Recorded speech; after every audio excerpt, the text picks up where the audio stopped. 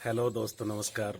मैं मुकेश कुमार यादव एक बार फिर सभी किसान भाई बहनों को पैक्स नॉलेज चैनल के माध्यम से हार्दिक अभिनंदन करता हूं, स्वागत करता हूं। दोस्तों, हर बार की तरह इस बार भी हम ज्ञानवर्धक जानकारी लेकर के आपके बीच में उपस्थित हुए हैं। DAP, urea, nitrogen, potash, sulphur, जिस तरह इन सब की हमारे खेतों में आवश्यकता होती है, ठीक उसी ही प्रकार अब ऑर्गेनिक खेती पे, जैविक खेती के ऊपर लोगों का ध्यान ज़्यादा जा रहा है। दोस्तों, जैविक खेती करने से रासायनिक उर्वरक का उपयोग कम होता है, या ये समझो कि होता ही नहीं है, और उसको हम अपने यूज में लेते हैं, काम में लेते हैं, तो हमें बीमारियों से निजात मिलती है।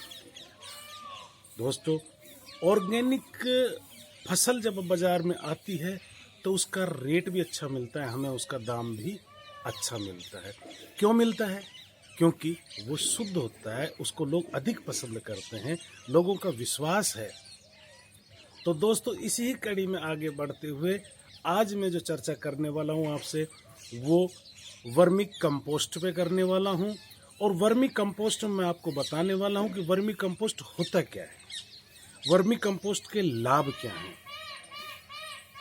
ये जो वर्मी है ये कितने प्रकार का होता है और इसको कैसे बनाया जाता है। दोस्तों, ये कहाँ से हम इसे प्राप्त कर सकते हैं और इसका रेट कितना होता है, आज इन 7 बातों पर हम एक एक करके चर्चा करेंगे। तो दोस्तों, सबसे पहले मैं आपको बता देता हूँ कि वर्मी जो कंपोस्ट है ये एक कीट है जो 1 से 1.5 पोरवा से लेकर के 2 आंगल 3 आंगल तक बड़ा होता है। इसका जो मुख्य कार्य होता है वो वनस्पति की जो वनस्पति होती है हमारी, या खेतों के अंदर जो पेड़ पत्तियां होती हैं, सड़ा गला जो होता है, ये उसको खा लेता है, और खाने के बाद जो मल के माध्यम से जो इसका ये अपशिष्ट पदार्थ बाहर निकालता है वो कंपोस्ट कहलाता है। दोस्तों, इसको बनाने के लिए अब हमारे वैज्ञानिकों ने, कृषि विभाग ने, भारत सरकार ने, राजस्थान सरकार ने, या हर राज्य की सरकार ने इस पे बहुत अधिक ध्यान दिया है। दोस्तों, इसके जो लाभ है वो मैं बता देना चाहता हूं आपको कि सबसे पहली वर्मी कंपोस्ट का एक लाभ तो ये है कि इसमें कार्बनिक पदार्थ है, जो कार्बनिक पदार्थ है इस वर्मी कंपोस्ट इसे बनाता है। ये जैव उत्पाद है, जैविक है ये। दोस्तों, इस खाद में माखी मच्छर नहीं लगते। दूसरी बात, इसमें खरपतवार पैदा नहीं होती।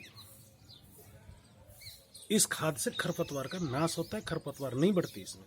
तीसरी बात जो होती है दोस्तों, इसके अंदर वो क्या होता है कि जब ये जमीन के अंदर गिरती है तो उसको भुरभुरा बना देती है।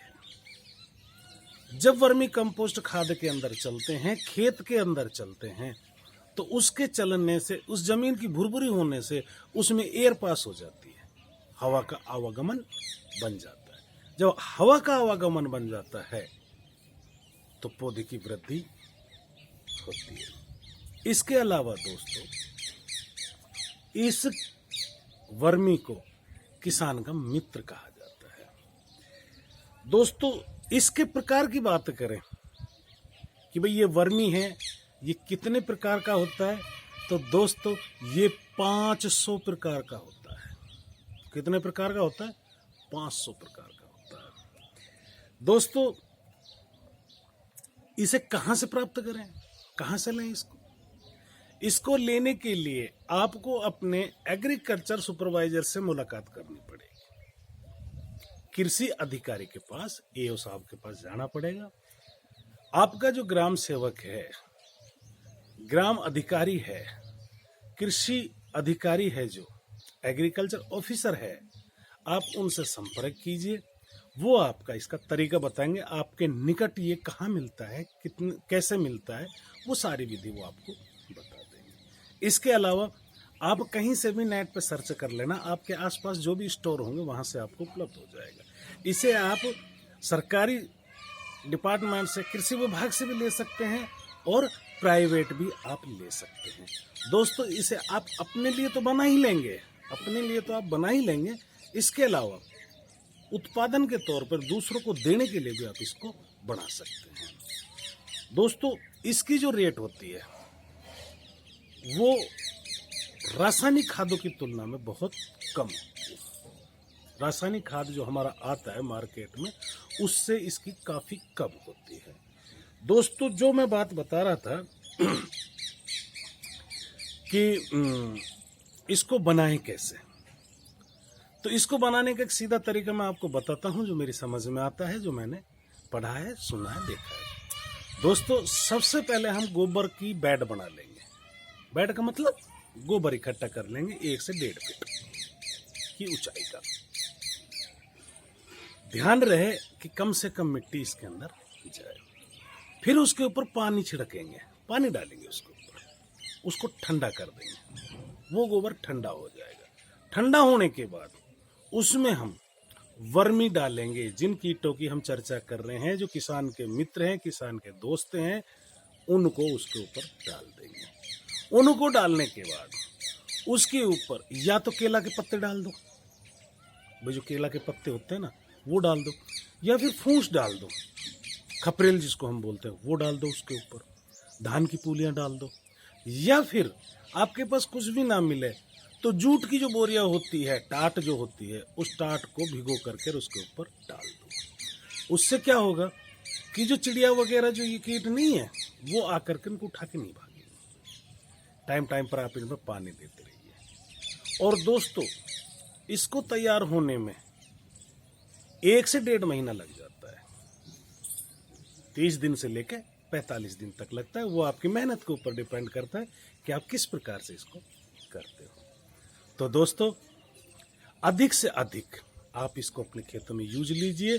और लास्ट बात जो मैं बताना भूल गया था वो मुझे याद आ गई कि कितनी मात्रा में ये खाद हमारे खेतों में डले। तो दोस्तों 1 से लेकर 2 टन तक प्रति एकड़, 1 एकड़ के अंदर 1 से 2 टन आप डाल सकते हैं। दोस्तों अगर ये वीडियो आपको पसंद आई हो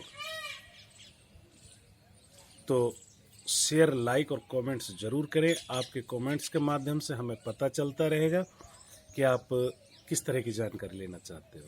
और दोस्तों किसान की आय को दुगना करने में हम पूरा सहयोग करेंगे। पूरी जो जानकारी है वो आप तक हम लाएंगे और सीरियल वाइज लेके आएंगे। एक एक चीज, खाद, बीज, दवाइयों से लेकर के फसल की अन्य जो कीटों की रोकथाम के लिए, फसल की वृद्धि के लिए, आ रही किसान की अड़चनों के लिए हम आपका पूरा सहयोग करेंगे। मुझे आशा ही नहीं अपितु पूर्ण विश्वास है कि आपको ये सब पसंद आ रहा होगा। आज के लिए इतना ही, फिर मिलते हैं, तब तक के लिए जय श्री राम, जय हिंद, जय भारत।